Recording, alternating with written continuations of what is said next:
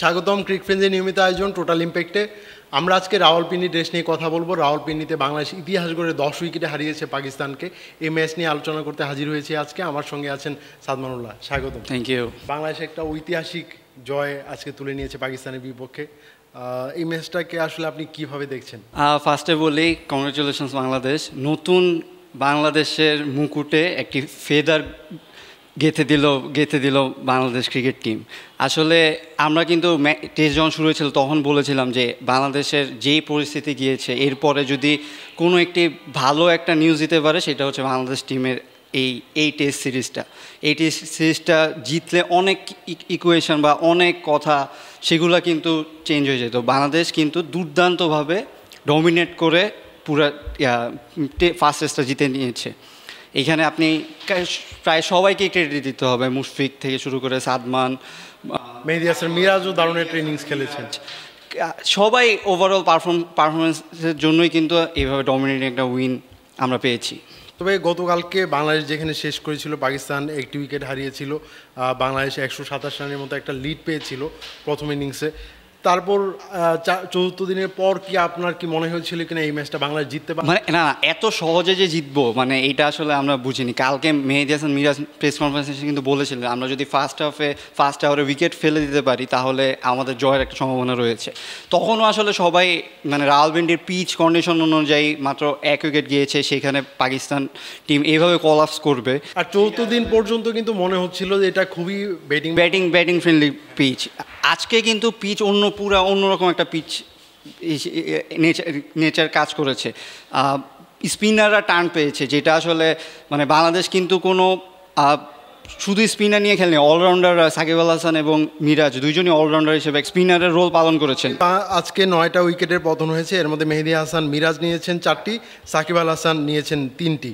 মূলত স্পিনাররাই ম্যাচটা ঘুরিয়ে দিয়েছে একদম। মানে আমি বলছি যে মানে পেস বান্ধব উইকেট থাকলেও বল দেখেছেন যে পিচ কীরকম মানে টার্ন করেছে বা এত লো ছিল যে ব্যাটাররা খেলতেই পারেনি। এখানে আসলে মানে বাংলাদেশের এই দুই অলরাউন্ডার থাকার ফলে এই জিনিসটা কিন্তু তারা পেয়েছে। মানে পাকিস্তানের এই জিনিসটা কিন্তু তারা ল্যাকিং ছিল, তারা পুরা পেসার 4টা পেসার নিয়ে খেলেছে, এটা নিয়ে কিন্তু পরে সমালোচনা হয়েছিল।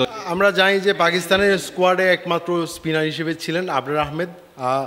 আমরা শুরু থেকেই ধারণা করছিলাম রাওয়ালপিন্ডির উইকেট যেহেতু পেস বান্ধব তারা হয়তো অল আউট একটা পেস বোলিং আক্রমণই সাজাবে, কিন্তু এই টেস্টের পরও আসলে মনে হচ্ছে যে আবরার আহমেদ থাকলে বাংলাদেশের ইনিংসটা একটু ছোট হতে পারতো। তাছাড়া তার লাস্টের ইনিংসটাতেও একটা সুবিধা। হ্যাঁ অবশ্যই। আর আমার যেটা মনে হয় যে প্রথমেই পাকিস্তান একটা ভুল ডিসিশন ছিল, সেটা হচ্ছে 448 রানেই ডিক্লেয়ার দিয়ে দিয়েছে, মানে হাতে আরও 6 উইকেট ছিল। আপনি ওই সময় আসলে লিডটা আরও বা ফার্স্ট ইনিংসের আরও বাড়িয়ে 500+ করে আসলে দেওয়া উচিত ছিল। হয়তো পাকিস্তান ওভার কনফিডেন্ট ছিল যে না বাংলাদেশ হয়তো এটা লিড পার করে আবার লিড দিবে পাকিস্তানকে, সেটা খুবই অসম্ভব মনে হয়েছিল হয়তো। এই জন্য কিন্তু শান মাসুদের অনেক সমালোচনার শিকার হতে হয়েছে, যে তাকে স্বার্থপর বলা হয়েছে বা বলা হয়েছে যে সে ভুল ডিসিশনের কারণেই আসলে। মোহাম্মদ রিজওয়ান কিন্তু সেঞ্চুরিটা পেতে পারতেন, ডাবল সেঞ্চুরি পেতে পারেন। তিনি 171 রানে অপরাজিত ছিলেন, সেখান থেকে আসলে ডাবল সেঞ্চুরি করতে সুযোগটা দেওয়া উচিত ছিল।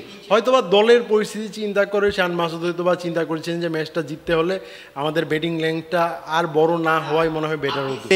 ফার্স্ট দিন কিন্তু প্রথম সেশনটা খেলা হয়নি বৃষ্টির কারণে, এরপরে আপনি সেকেন্ড দিন আরও খেলতে পারতেন, আপনার সময় ছিল, আপনি তখনই লাস্টের দিকে ম্যাচের ইনিংস ঘোষণা দিয়ে দিয়েছেন, হয়তো ভেবেছিলেন শেষের দিকে বাংলাদেশের উইকেট পড়বে কিন্তু আপনার সেকেন্ড দিন পুরোটা খেলা দরকার ছিল আমার যেটুকু মনে হয়। এরপরে থার্ড দিনে এসে বাংলাদেশকে হয়তো তাও একটা ড্রয়ের চান্স হতে পারতো, বাংলাদেশও স্ট্রাগল করতে পারতো, কিন্তু আসলে এখন বোঝা যাচ্ছে যে আসলে হয়তো অনেক আর্লি উনি ইনিংসটা ঘোষণা দিয়েছেন, কারণ বাংলাদেশের মানে দুর্দান্ত ব্যাটিং করেছে। আপনি মুশফিকুর রহিমের ইনিংসটা বিশেষ করে বলতে হয়, 9 রানের জন্য উনি ডাবল সেঞ্চুরি পাননি। প্রথম থেকে সাদমান অল্পের জন্য সেঞ্চুরি পান, 93 রানের একটা ইনিংস খেলেছে।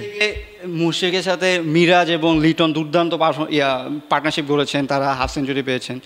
সো ওই ভিতটা আসলে তৈরি হয়ে গিয়েছিল। 117 রানও যখন পাকিস্তান খেলতে নামে সকালবেলা 117 রান লিডটা পার করাটাই আসলে তাদের জন্য খুবই টাফ হয়ে গিয়েছিল। প্রথম ইয়েতেই 5-6 উইকেট চলে যাচ্ছিল, পাকিস্তান ব্যাটারদেরও কিছু ভুল হয়েছিল, কিছু ভুল শর্ট সিলেকশন হয়েছে, যেই কারণে তারা উইকেট দিয়ে এসেছে। তবে আমার মনে হয় যে আজকে বাংলাদেশের ফার্স্ট ইনিংসে লিটন দাস ৭৮ বলে ৫৬ রানের যে ইনিংসটা খেলেছেন, এই ইনিংসটা মূলত বাংলাদেশের মোমেন্টামটা ঘুরিয়ে দিয়েছে। তারপর মুশফিকুর রহিম এবং মেহেদী হাসান মিরাজ মিলে ১৯৬ রানের একটা জুটি করেছিলেন। এটার কারণে বাংলাদেশ যে ৫৫৬ রানের মতো ৫৬৫ রানের মতো একটা রান করতে পেরেছিল, এটার মধ্যে এই দুজনের অবদান অনেক। তবে আমার মনে হয় বাংলাদেশ প্রথম ইনিংসে যত দূর সম্ভব তারা আসলে ব্যাটিং করতে চাইছিল, যে আমাদের ব্যাটিংটা যত দূর সম্ভব আমরা লিড নিতে পারি, এটা আমাদের হয়তো বা সেকেন্ড ইনিংসে আমাদের চাপটা অনেকটা কমিয়ে দেবে। এই সিদ্ধান্তটার কারণে বাংলাদেশ এই ম্যাচটাতে কতটা প্রভাব ফেলেছে আপনার মনে? আসলে মানে ম্যাচটাতে তারা চাচ্ছিল যে হয়তো জয়ের আশায় নিয়ে হয়তো খেলতে নামে, যে অন্তত ড্র করা যায়, যাতে তারা বাংলাদেশ টিম যাতে কলাপস না করে, এই জন্যই চাচ্ছিল যত বেশি লিড দেওয়া যায়, তাহলে টার্গেটটা মানে পাকিস্তানের সেই লিডটা পার করে আবার টার্গেট দিতে হবে, সেই লক্ষ্যে হয়তো তারা ব্যাটিং করছিল।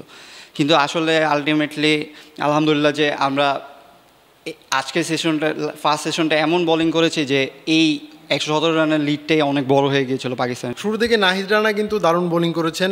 বাবর আজমকে তিনি একটা ১৪৫ কিলোমিটার গতির বলে বোল্ড করেছিলেন। তারপর সাকিব আল হাসান, মেহেদী হাসান মিরাজ পরপর উইকেট তুলে নেওয়ার কারণে আসলে এই চাপটা থেকে পাকিস্তান আসলে ঘুরে দাঁড়াতে পারে। আমি আসলে আরেকটা কথা যেটা বলছি যে মানে এই টেস্টের জয়ের পিছিয়ে কিন্তু বাংলাদেশের বিসিবিকেও আমাদের একটু সাধুবাদ জানতে হবে, কারণ তারা গত ওয়ার্ল্ড কাপের পরে বাংলাদেশের কোনো সিরিজ ছিল না, তারা কিন্তু প্লেয়ারদের প্র্যাকটিসের মধ্যে রেখেছেন, বিভিন্ন ক্যাম্প তৈরি করেছেন, ক্যাম্পের কারণে হচ্ছে বিভিন্ন জায়গায় তার প্লেয়াররা প্র্যাকটিস করে ছিল। তারপরে এই দল একটা সফর করছে, সফরের সাথে এই ন্যাশনাল টিমের প্লেয়ারদের তারা জুড়ে দিয়েছেন যাতে তারা সেট আপটা ঠিক করে নিতে পারে। সো এইখানে আমি বলবো যে লং প্রসেস ছিল একটা। সব মিলিয়ে আমাদের প্রস্তুতিটা প্রায় ১ মাস আগে শুরু হয়েছিল। আমরা জানি যে ফিটনেস টেস্টের পরে ক্রিকেটারদের স্কিল নিয়ে কাজ করেছেন কোচরাও বেশ আগেভাগে বাংলাদেশে চলে এসেছিলেন, বাংলাদেশের প্লেয়ারদের নিয়ে কাজ করেছেন। তারা পাকিস্তানে দেশের পরিস্থিতিতে মানে যে একটা পরিস্থিতির মধ্যে আমরা গেলাম, এই পরিস্থিতিতে বিসিবির মনে হচ্ছিল যে বাংলাদেশের যে পাকিস্তানে গিয়ে হয়তো বা প্রস্তুতিটা খুবই ভালো হবে। যেহেতু আমাদের ১৫-১৬ তারিখে যাওয়ার কথা ছিল, আমরা কিন্তু ১১-১২ তারিখের দিকে চলে গিয়েছিলাম পাকিস্তানে। এই ৪-৫টা দিন বেশি থাকার কারণে আমাদের আসলে খুবই সুবিধা হয়েছে বলে আমার মনে হয়। হ্যাঁ, মানে পাকিস্তানকেও এখানে বলতে হবে যে পাকিস্তানও এই অফারটা করেছে যে আমাদের এখানে এসে প্র্যাকটিস করতে পারো। সেইখানে আসলে বাংলাদেশ এই ফুল প্রসেসটার জন্যই কিন্তু এরকম একটা ভালো রেজাল্ট এসেছে। তবে আজকে সাকিব আল হাসানের বোলিংটা নিয়ে আপনি কি বলবেন? তিনি আসলে সাউথ সার্কেলকে আউট করেছেন, তারপর আরও 2টি উইকেট নিয়েছেন নাসিম শাহ এবং আরেকজন ব্যাটার। আমরা বলছিলাম কিন্তু যে ম্যাচ সাকিব আল হাসান যত চাপে থাকে তার পারফরমেন্স তত ভালো হয়। সাকিব আল হাসান কিন্তু আজকে একটা রেকর্ডও করেছে, লেফট আর্ম স্পিনার হিসেবে তিনি হাইয়েস্ট উইকেট টেকার ওয়ার্ল্ডের। এই রেকর্ডটা আসলে ড্যানিয়েল ভিক্টোরিকে তিনি সারপাস করেছেন। সো মানে এটা খুবই হিউজ অ্যাচিভমেন্ট।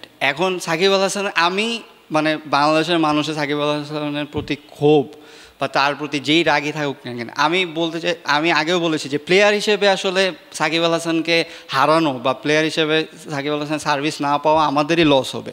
সেটার প্রমাণ তিনি আজকে আবার দিয়েছেন। তিনি যেই ম্যাচুরিটি নিয়ে বোলিং করেছেন, মানে তার কাছ থেকে যেই জিনিসটা আশা করা দরকার ছিল মিরাজ তো করেছেন, কিন্তু সাকিব আল হাসান আসলে এই চাপে থেকে আবার বোলিংয়ের বাইরেও কিন্তু বারবার মিরাজকে বলে দিচ্ছিলেন যে কোন লেংথে বল করতে হবে, এই লেংথটা ভালো হচ্ছে, মিরাজকে বারবার কিন্তু উপদেশটা দিচ্ছিলেন। এটা আসলে ইনভলভ ছিলেন ম্যাচটার মধ্যে, মানে তার অন্য কিছুতে তার যতই চিন্তা হয়, তার নামে একটি হত্যা মামলার কেস হয়েছে, এরপরেও কিন্তু তিনি মানে খেলাটা তার খেলার জায়গাতেই রেখেছেন, তিনি অন্য কিছুর সাথে মিশানি, এই জন্য কিন্তু এরকম পারফরমেন্স হচ্ছে। আমরা দেখেছি একবার যে তিনি বল ছুঁড়ে মেরেছেন, মোহাম্মদ রিজওয়ান টাইম ওয়াস্ট করছিলেন আসলে।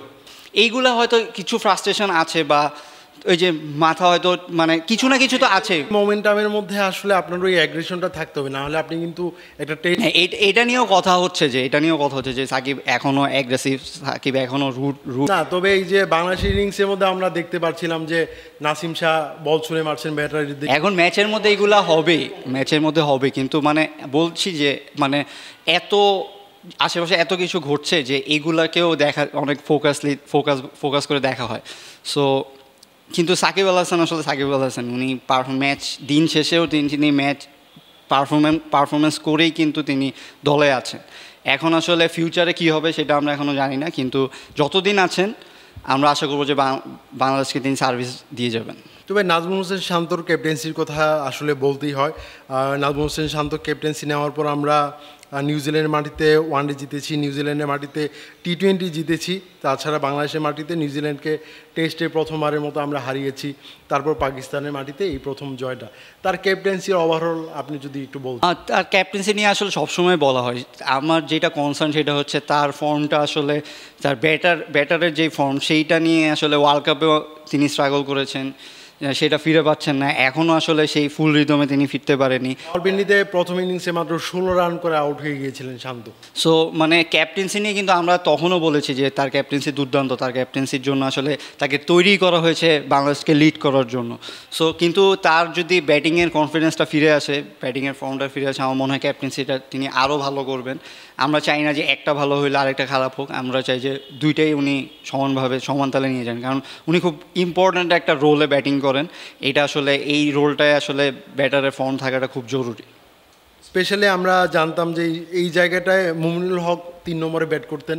নাজমুল হোসেন শান্ত ক্যাপ্টেন হওয়ার পর বা বেশ কিছুদিন যাবৎ আমরা দেখতে পাচ্ছি যে শান্ত 3 নম্বরে ব্যাট করছেন। অবশ্য 3 নম্বরে খুব একটা ভালো করতে পারছেন এটা আসলে। উনি আসলে এই পজিশনটাতে ব্যাট করে থাকেন মেইনলি, আপনি সাদা 3-4 এরকম ইয়াতেই ব্যাটিং করে থাকেন, কিন্তু আসলে কি হচ্ছে তার আসলে আমার মনে হয় যে এই যে জয়গুলো আসছে হয়তো এগুলাতে তার কনফিডেন্স বাড়বে, তিনি যদি অন্য কিছু ব্যারিয়ার থাকে তার মধ্যে সেগুলো হয়তো তিনি সরিয়ে নেবেন। আমরা লিটনকে নিয়ে অনেক সমালোচনা করেছি যে লিটন কিন্তু একটা one of the finest knock খেলেছেন তার টেস্ট ক্যারিয়ারে। মানে লিটন আপনি জাজ করছিলাম, আমরা অনেক ধরনের সমালোচনা হচ্ছিল, কিন্তু লিটন কিন্তু ফিরে এসেছেন, তিনি তার দুর্দান্ত একটা ইনিংস খেলেছেন। তাছাড়া কিপিংও খুবই ভালো করেছেন, বেশ কিছু ডাইভিং ক্যাচ নিয়েছেন লিটন দাস, স্ট্যাম্পিং করেছেন খুব সুন্দর সুন্দর। সো ব্যাট যায়, কিন্তু এটা যত দ্রুত আসলে ওভারকাম করা যায়, কারণ ক্যাপ্টেন হিসেবে নাজমুল শান্ত শুধু ক্যাপ্টেন হিসেবে টিমে থাকাটা তখন তার জন্য সমালোচকরা আরও বেশি যাবে। সো তার ব্যাটিংয়ে ফর্মে ফেরাটা খুবই জরুরি, যেহেতু আবার এই মাঠেই খেলা, আশা করব যে তিনি ঠিকমতো কন্ডিশনের সাথে মানিয়ে নিয়ে তার ব্যাটিং ফর্মে ফিরে আসবেন। এই টেস্ট সিরিজটা শুরুর আগে পাকিস্তানের সাবেক ক্রিকেটার বাসিত আলী বলছিলেন যে একমাত্র বৃষ্টি রক্ষা করতে পারে বাংলাদেশকে, সেটা আসলে হতেই দেয়নি। প্রথম দিন বৃষ্টির পরেই বাংলাদেশ একদম টেস্ট মেজাজেই আসলে এই ম্যাচটা খেলেছে। এখন রাওয়ালপিন্ডিতে প্রথম ম্যাচটা জেতার পরে আমাদের সিরিজ জয়টা প্রায় আমরা খুবই কাছাকাছি চলে গেছি।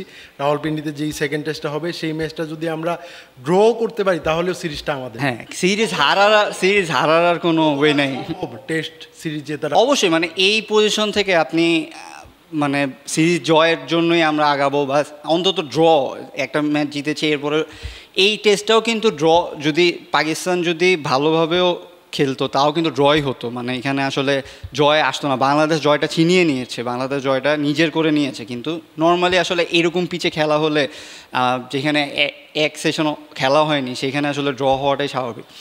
সো নেক্সট উইকেটটা আসলে যদি এরকমই থাকে তাহলে হয়তো দেখা যাবে যে ম্যাচটা ড্রর দিকে গড়াচ্ছে, বা পাকিস্তান দেখেই সম্ভব। পাকিস্তান এরকম কলাপস করে আসছে, পাকিস্তানকেই আমরা দেখেছি যে এরকম ব্যাটিং পিচে কলাপস করতে বা নিজেদের ভুলে কলাপস করতে।